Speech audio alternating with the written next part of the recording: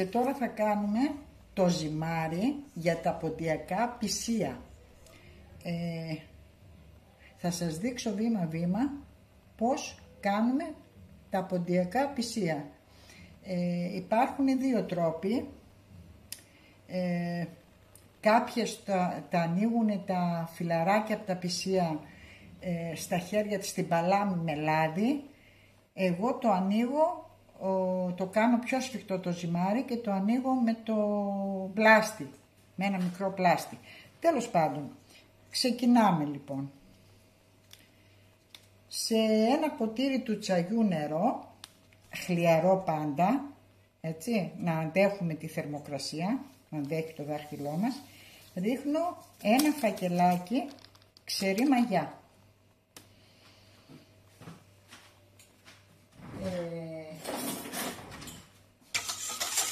Στην ξερή μαγιά μέσα ρίχνω τη ζαχαρίτσα μου, η οποία λέμε ότι είναι η τροφή της μαγιάς. Εδώ μέσα πάλι τώρα θα ρίξω σπορέλαιο, όχι ελαιόλαδο, γιατί το κάνει νομίζω πιο βαρύ και έχει μία μυρωδιά. Οπότε ρίχνω σπορέλαιο. Είναι 2 κουταλιές της σούπας. Ξαναλέω, γιατί κάποιοι στα σχόλια ρωτάνε γραμμάρια. Σε γραμμάρια δεν πέφτω, γιατί τα κάνω σε βίντεο για να τα δείξω βήμα-βήμα πώς γίνεται το κάθε ζυμαρικό που βάζω εγώ σε βίντεο δικό μου. Λοιπόν, ξαναλέω, έβαλα ένα ποτήρι τσαγιού χλιαρό νερό, να αντέχει το δάχτυλό μας τη θερμοκρασία, και το λέω και για πιο νέες νοικοκυρούλες, κοριτσάκια. Έριξα μέσα την πυρομαγιά μου, έριξα μέσα μία κουταλιά του γλυκού κοφτή ζάχαρη και 2 κουταλιές της σούπας σπορέλαιο. Τώρα θα ρίξω το αλεύρι μου.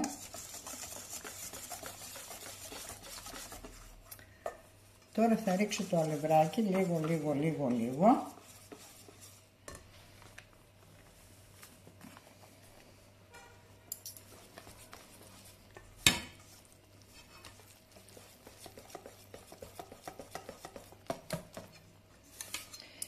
Και αφού έχει πικτώσει κάμποσο το ζυμαράκι μου, εδώ απάνω θα ρίξω τώρα το αλάτι μου, που είναι και αυτό μια κουταλιά της σούπας,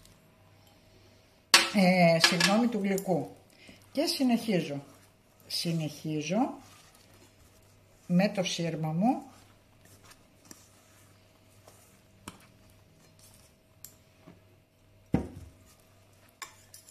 μέχρι ότου πάει. Τώρα εμένα δεν με βολεύει το σύρμα πλέον, τα χέρια μου είναι πλημμένα εννοείται. Για τα εγγόνια μου τα κάνω ό,τι κάνω, οπότε πρώτος παράγοντας για να συνεχίσω είναι το πλύσιμο των χεριών. Και τώρα λοιπόν, αφού έβαλα όλα τα υλικά, παίρνω αλευράκι, ρίχνω και μαζεύω από τα τυχώματα της λεκάνης το ζυμάρι και ρίχνω πάλι.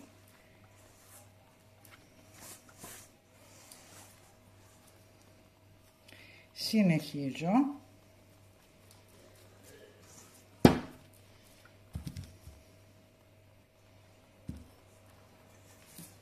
Κοιτάξτε σε ποιο στάδιο βρίσκομαι. Λοιπόν, εδώ τώρα θα ζυμώσω κάμποσο έτσι ώστε να ρουφήξει όλο το αλεύρι. Είπαμε μαζεύουμε και από τα πλαϊνά, να μαζέψουμε όλο το αλεύρι και να μην βιαζόμαστε να ρίχνουμε αλεύρι αν δεν το πιει όλο αυτό που υπάρχει, εννοώ και κάτω στον πάτο της λεκάνης, όλα. Και φτάσαμε σε αυτό το στάδιο που ζυμώνεται αλλά κολλάει, οπότε κάποιες κυρίες που κάνουν αυτά τα πυροσκή, τα πισία τέλος πάντων, με λάδι, σε αυτό εδώ ακριβώς το στάδιο σταματάνε προφανώς και συνεχίζουν να λαδώνουν τα χέρια τους και να ζυμώνουν και μετά να τα ανοίγουν στην παλάμη τους με λάδι. Εμένα δεν μου αρέσει αυτή η Παρασκευή του ζυμαρικού. Εμένα μου αρέσει να το φέρω σε ένα στάδιο, το ζυμάρι μου, που να μην κολλάει στα χέρια. Και να σας πω και κάτι, και ωραιότατο ψωμάκι κάνω με αυτό το ζυμάρι τη στιγμή που είναι, έχει όλα τα υλικά για να γίνει ένα πάρα πολύ νόστιμο ζυμάρι, ψωμί. Καμιά μέρα πάλι θα κάνουμε ζυμαράκι για ψωμί και θα σας δείξω τον τρόπο του ζυμώματος και του ψησίματος. Καλά είναι οι συνταγές να ανεβαίνουν με βίντεο, το ξαναείπα αυτό, γιατί βλέπουν και πιο μικρά κορίτσια, πιο νέες νοικοκυρές και καλό είναι να μαθαίνουν από το βίντεο τις συνταγές, να βλέπουν ακριβώς το βίντεο πώς ακριβώς γίνεται η κάθε συνταγή. Λοιπόν, το έφτασα το ζυμάρι μου σε αυτό εδώ το στάδιο. Είναι ένα σημείο που το σταματάω τώρα, έτσι, δεν κολλάει στα χέρια μου.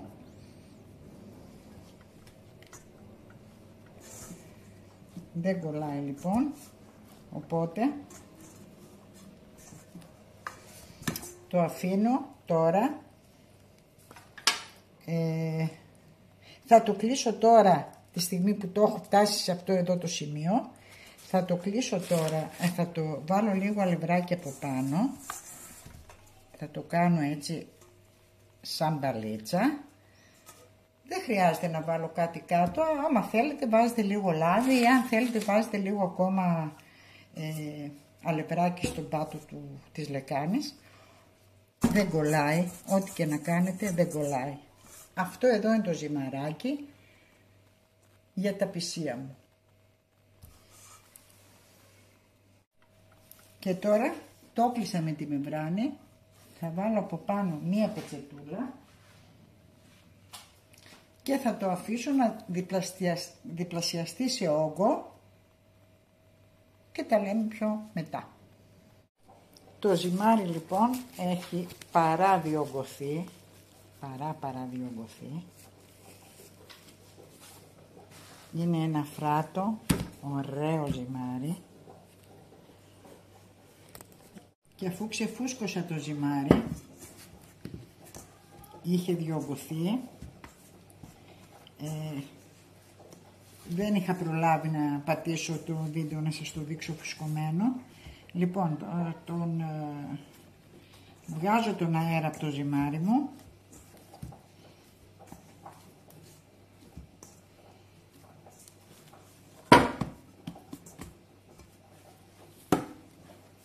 και ρίχνω στην επιφάνεια που χρησιμοποιώ λίγο αλεύρι, παίρνω ζυμάρι σε μέγεθος, σε ό,τι μέγεθος θέλει ο καθένας. Το ανοίγω με το μικρό μου πλάστη και βάζω σκέτο τυρί.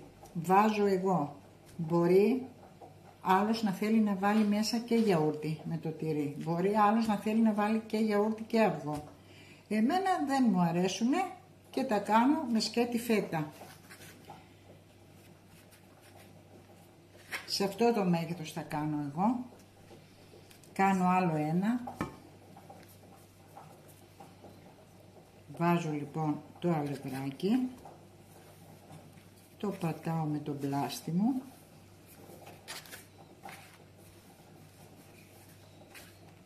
Βάζω τη γέμιση Εδώ. Το κλείνω. Και συνεχίζω. Με αυτόν τον τρόπο θα κάνω το ζυμάρι μου, όχι όλο, θα κάνω και ένα μέρος με πατάτα, πυροσκή με πατάτα. Θα κάνω λοιπόν από αυτό εδώ το ζυμάρι, τα μισά με τυρί, με φέτα, όπως τα έδειξα τώρα, και τα άλλα μισά θα σας δείξω τη γέμιση της πατάτας και θα τα κάνουμε με πατάτα, μισά με τυρί, μισά με πατάτα. Αυτά είναι τα πισία μου.